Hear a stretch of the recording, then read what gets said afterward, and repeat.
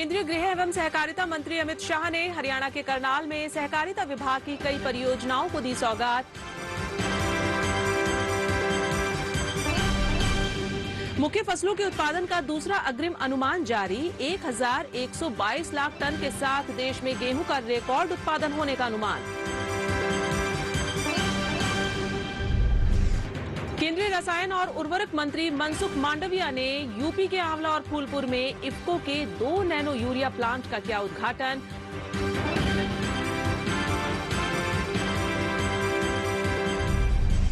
नमस्कार, मैं हूं चेतना त्यागी। हमेशा की तरह आज एक बार फिर हाजिर हूं आपका पसंदीदा शो मंडी.com लेकर। मंडी.com में भारतीय किसानों के लिए जरूरी खबरों के साथ खेती के सिकंदर में शानदार प्रेरक कहानी के अलावा बीते सप्ताह जरूरी सामानों के भाव भी हम आपको बताएंगे।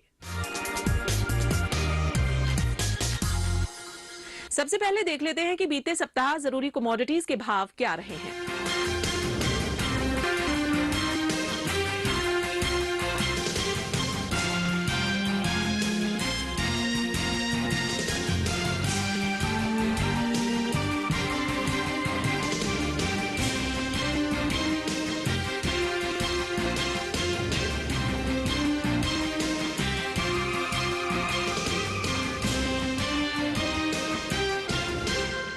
और अब एक नजर डाल लेते हैं बीते सप्ताह खेती किसानी की बड़ी खबरों पर। केंद्रीय गृह एवं सहकारिता मंत्री अमित शाह ने हरियाणा के करनाल जिला से रिमोट का बटन दबाकर रेवाड़ी जिले के गांव बेदावास में 200 करोड़ रुपए की लागत से बनने वाले सहकारी दूध प्लांट का शिलान्यास किया। प्रदेश में बनने वाले 6 प्लांटों में तीसरा सबसे बड़ा प्लांट बावल के गांव बेदावास को मिला है। इस पूरे प्रोजेक्ट के लिए लगभग 17 किला जमीन का इस्तेमाल होगा, जिसका इंतजाम पंचायत करेगी। गांव के लोगों का कहना है कि सरकार द्वारा इतना बड़ा प्रोजेक्ट गांव बेदावास को देना क्षेत्र का मान बढ़ाने वाली बात है।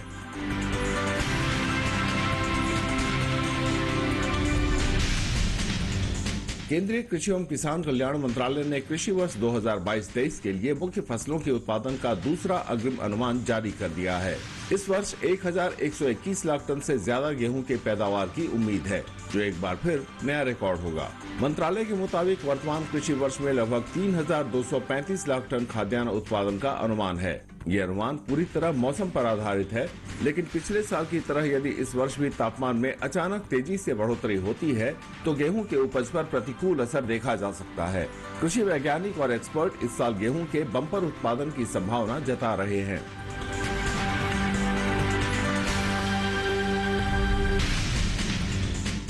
रसायन और उर्वरक मंत्री मनसुख मांडविया ने दुनिया की नंबर 1 सहकारी संस्था इफ्को के 2 नैनो यूरिया प्लांट का उद्घाटन किया है। बरेली और फूलपुर में इन यूनिटों की स्थापना की गई है। इन दोनों प्लांटों की उत्पादन क्षमता प्रतिदिन 2-2 लाख बोतल नैनो यूरिया बनाने की होगी, यानी रोजाना 4 लाख बोतल नैनो यूरिया बनेगी।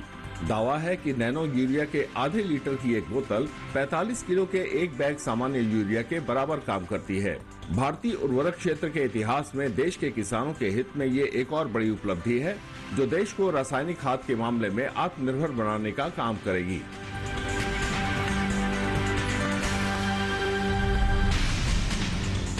सरकार ने भारतीय खाद्य निगम यानी FCI से अधिक संख्या में सरकारी खरीद केंद्र खोलने को कहा है, ताकि किसानों के पास अपनी उपज बेचने के ज्यादा विकल्प उपलब्ध हों। केंद्रीय उपभोक्ता मामले, खाद्य एवं सार्वजनिक वितरण मंत्री पीयूष गोयल ने भारतीय खाद्य निगम के संचालन की समीक्षा के दौरान ये बात कही। केंद्रीय मंत्री पीयूष गोयल ने कहा कि खाद्यान्न प्रबंधन और क्वालिटी कंट्रोल में अधिक पारदर्शिता लाने और मानवीय हस्तक्षेप को न्यूनतम करने के लिए अत्याधुनिक तकनीकों का उपयोग किया जाएगा। पीयूष गोयल ने भारतीय खाद्य निगम की कार्यप्रणाली को और अधिक कुशल और आधुनिक बनाने के लिए सभी अधिकारियों से अपने अपने सुझाव भेजने का आग्रह किया। भारत सरकार गेहूं के निर्यात पर पिछले साल लगाए गए प्रतिबंध को जारी रख सकती है। मई 2022 में सरकार ने गेहूं के निर्यात पर प्रतिबंध लगा दिया था, क्योंकि घरेलू गेहूं का उत्पादन कम था।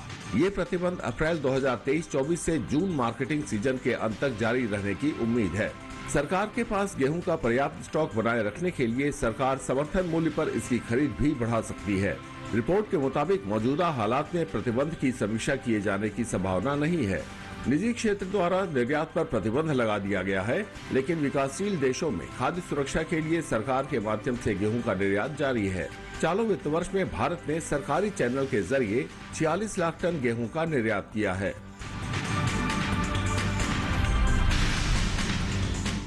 वैश्विक बाजार में चीनी की कीमतें 6 साल के उच्चतम स्तर पर पहुंच गई हैं।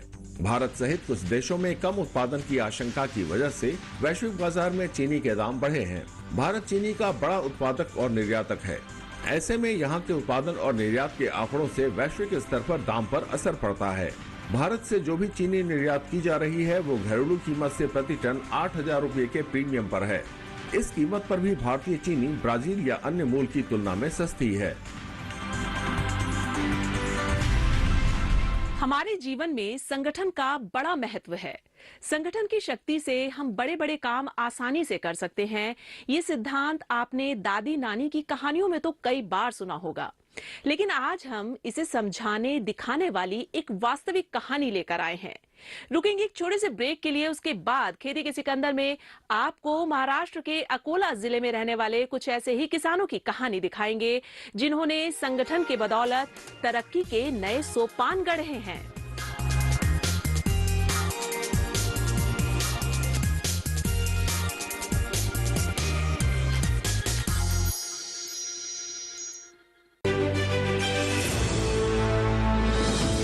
खुशहाल होंगे खेत, पशु भी रहेंगे स्वस्थ, सरकारी स्कीम का होगा लाभ, जब एक्सपर्ट्स का मिलेगा साथ, किसानों के सवाल विशेषज्ञों के जवाब, अब सिर्फ एक फोन कॉल पर। देखिए अपना खास प्रोग्राम। हमारे टोल फ्री नंबर हैं 1800-113060, 1800-113061। हेलो किसान, सोमवार से शुक्रवार शाम 6 बजे सिर्फ दूरदर्शन किसान पर।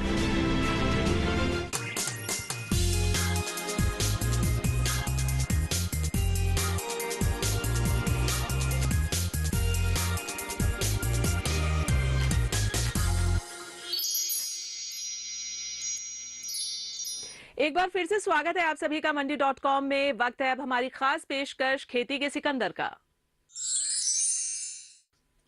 किसान हमेशा से हमारे देश का आधार रहे हैं और समय समय पर सरकार भी कुछ ठोस उपायों के जरिए देश के इस आधार को मजबूत बनाने की कोशिश करती रही है।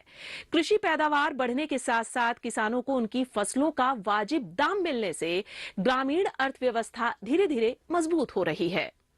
खेती के सिकंदर में आज आपको हम लेकर चलते हैं महाराष्ट्र के अकोला जिले में और देखते हैं कि वहां किसानों के एक समूह ने कैसे तमाम मुश्किलों से जूझते हुए अपने सदस्य किसानों के लिए आमदनी के रास्ते तलाश लिए हैं।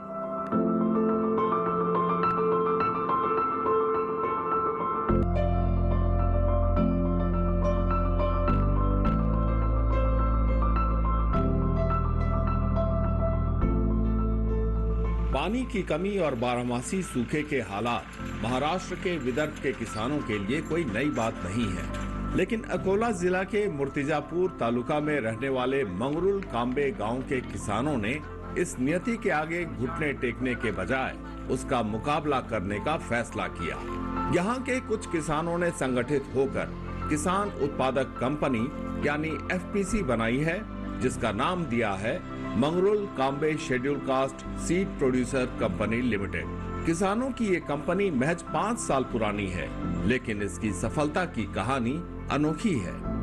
कंपनी 2018 दिसंबर में बनी है। कंपनी बनाने के पीछे का तात्पर्य ये था कि हमारे जो किसान हैं वो खुद का बिजनेस शुरू करना चाहते हैं। इंडिविजुअल लेवल पे तो इतना बड़ा बिजनेस होता नहीं, तो 10 किसानों ने मिलके ये कंपनी खड़ी की है। जब कंपनी खड़ी हम करना चाहते थे तो खुद जो डायरेक्टर्स हैं और जो हमारे सदस्य हैं उन्होंने मिलके ये कंपनी को पूरा बनाया है। बनाते वक्त डिफिकल्टीज तो बहुत आई है, ऐसा कुछ नहीं। पहले तो प्रॉब्लम थी फंड की, की, फिर फंड जैसे तैसे डायरेक्टर्स लोगों से जुड़ गया है बहुत सारा।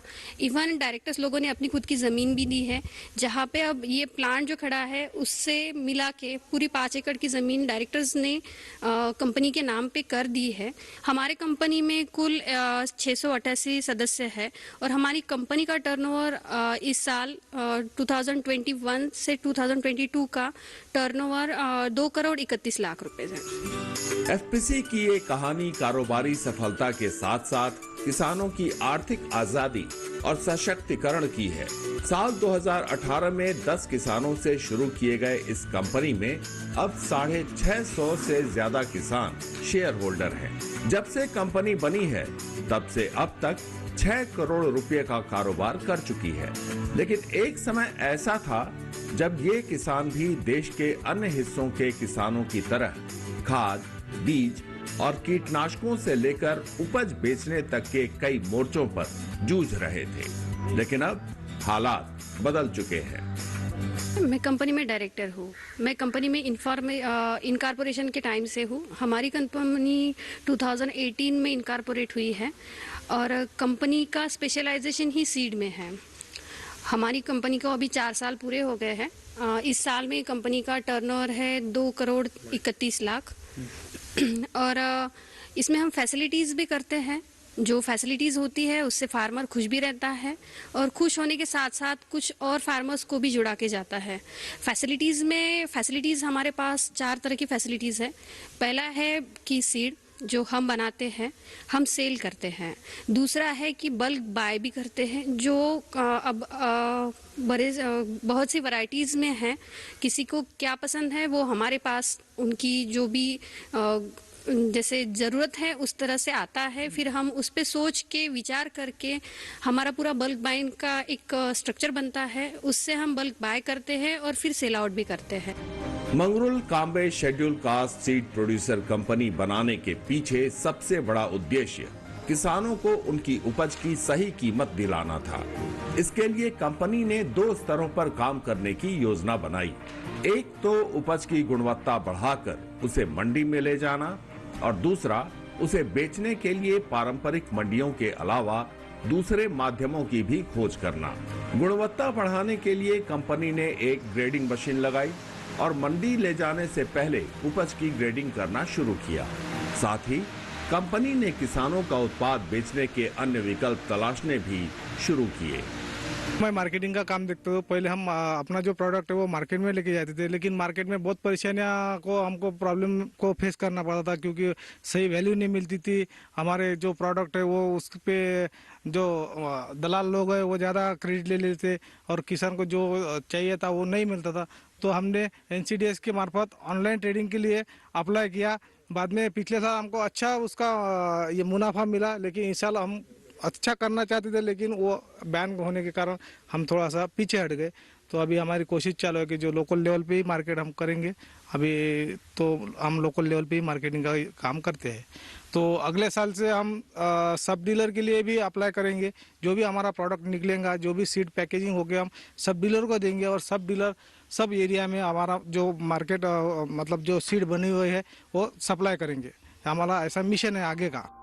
जिला मुख्यालय से लगभग 40 किलोमीटर दूर मूर्तिजापुर तालुका के किसानों ने कुछ ऐसे नायाब प्रयोग किए जो स्थानीय किसानों की माली हालत को बदलने में क्रांतिकारी साबित हुए। दरअसल Mangrul Kambe schedule caste seed producer company limited का मिशन मुख्य रूप से प्रमाणित बीजों को उगाना और उनकी मार्केटिंग करना है। कंपनी अपने सदस्य किसानों को बीज उत्पादन के दौरान कृषि विश्वविद्यालय से ब्रीडर सीड उपलब्ध कराने के साथ हर तरह के संसाधन मुहैया कराने में तत्पर रहती है। मेरा विभाग जो है वो सीड प्रोडक्शन यूनिट प्रोडक्शन है और इसमें पहला स्टेप ऐसा रहता है कि हमारे जो स्थानिक कृषि विद्यालय है वहाँ से हम सीड खरीदते हैं जो कि अच्छे क्वालिटी का रहता है और अच्छे ग्रेड का रहता है। मतलब उसमें सीड में 3 क्वालिटीज़ रहते हैं, एक ब्रीडर से फाउंडेशन से सर्टिफाइड। पहले ये काम करते हैं हम कि हम ये डिस्ट्रीब्यूट करते हैं किसानों में और किसान उनको अपने खेत में लगाते हैं खेत में लगाने के बाद जो उत्पाद आता है उनका, वो हम खरीदते हैं। हम उसको प्रोसेस करते हैं, प्रोसेस करने के बाद पैकिंग करते हैं, पैकिंग करने के बाद हम मार्केट में वो बेचते हैं, स्थानिक लेवल पे ही बेचते हैं। और उसके बाद जो मुनाफा आता है, मतलब हर साल के रेट अलग अलग निकलते हैं सोयाबीन के। तो उसमें से मतलब मार्केट का रेट 110 रुपये किलो रहा तो हम किसानों को 70 रुपये किलो देते हैं। जो ऊपर का जो बेनिफिट है वो कंपनी लेती है।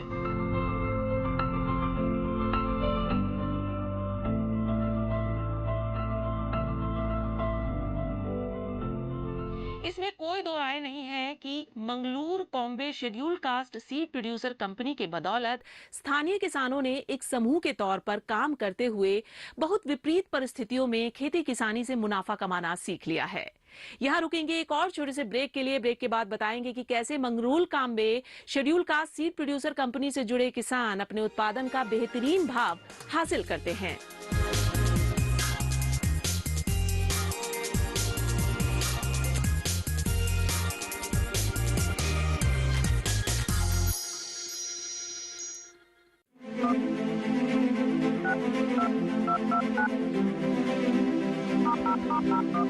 ट्रेडिंग करना तो चाहते हैं पर नहीं पता कैसे करें शुरुआत।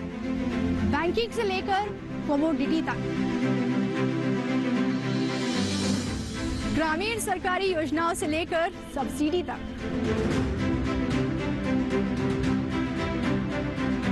इन तमाम जानकारियों पर देखिए हमारा प्रोग्राम डिजिटल किसान, हर रविवार शाम 7 बजे और पुनः प्रसारण मंगलवार शाम 4 बजे, सिर्फ दूरदर्शन किसान पर।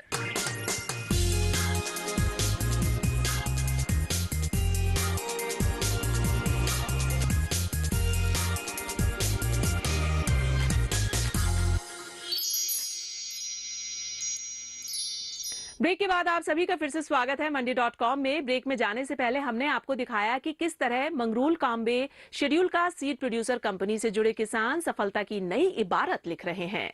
अब आइए आगे आपको दिखाते हैं कि कैसे Mangalur Kombe schedule caste seed producer company के सदस्य मार्केटिंग के आधुनिक साधनों का इस्तेमाल कर अपनी आमदनी बढ़ा रहे हैं।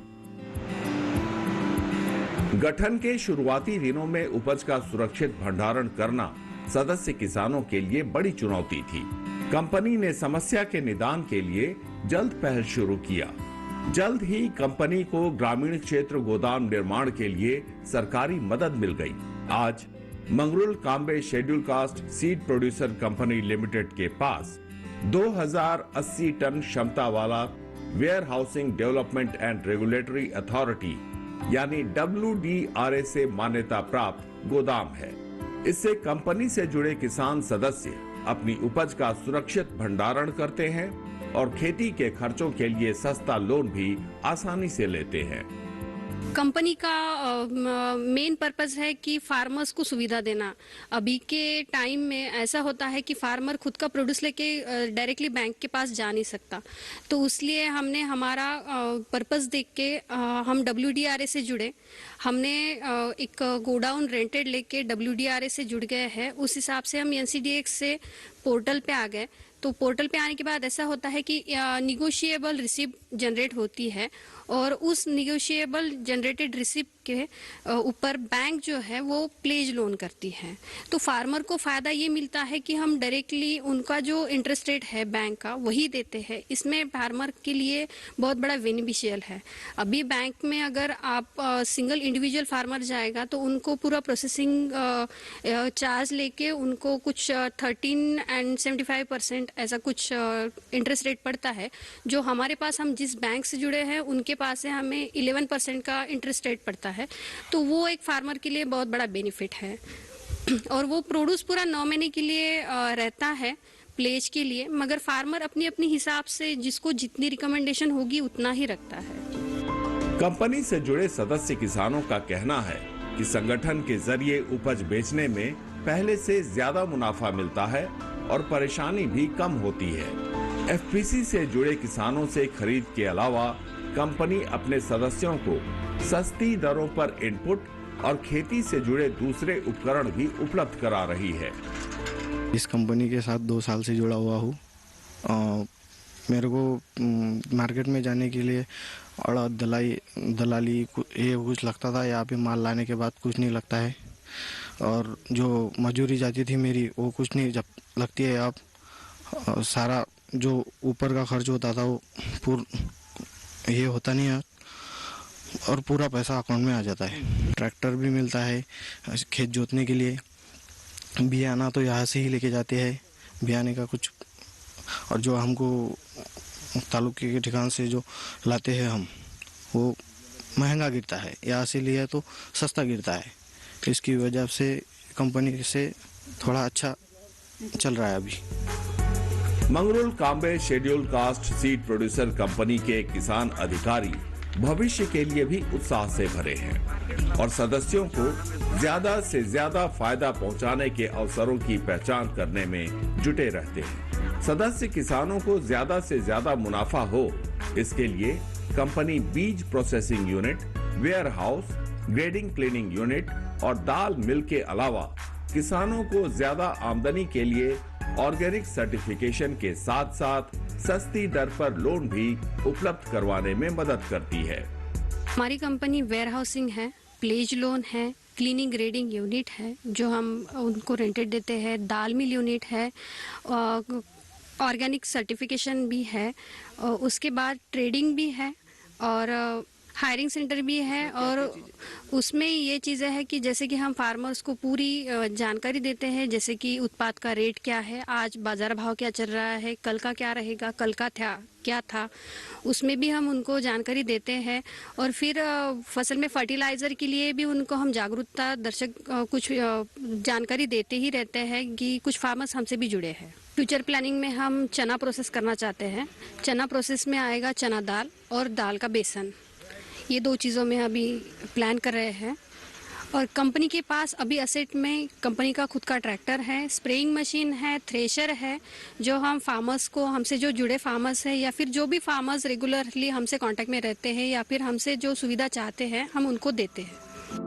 4-5 सालों में Mangrul Kambe schedule caste seed producer company ने छोटी बड़ी कई सफलताएं अपने नाम की हैं। कुल मिलाकर कंपनी की मंशा किसानों को उनकी फसल की सही कीमत दिलाना है। तभी सदस्य किसान अपनी उपज की ग्रेडिंग से लेकर ब्रांडिंग और मार्केटिंग तक का कार्य स्वयं करते हैं, जिससे लागत कम और आमदनी ज्यादा होती है। महाराष्ट्र के अकोला से मंडी.com के लिए अनिल वत्स के साथ किशन भारद्वाज। मंडी.com में आज बस इतना ही। अगले सप्ताह मैं फिर आऊंगी किसानों को प्रेरणा देने वाली सफलता की एक कहानी और दूसरी जरूरी खबरें लेकर। तब तक के लिए नमस्कार। आप देखते रहिए दूरदर्शन किसान। आपकी राय हमारे लिए बहुत महत्वपूर्ण है। आप हमारे टोल फ्री नंबर पर कॉल कर सकते हैं और अपनी राय दे सकते हैं। साथ ही आप ईमेल के जरिए भी हमें अपनी राय दे सकते हैं। हमारा ईमेल पता है ncdexmandi@gmail.com।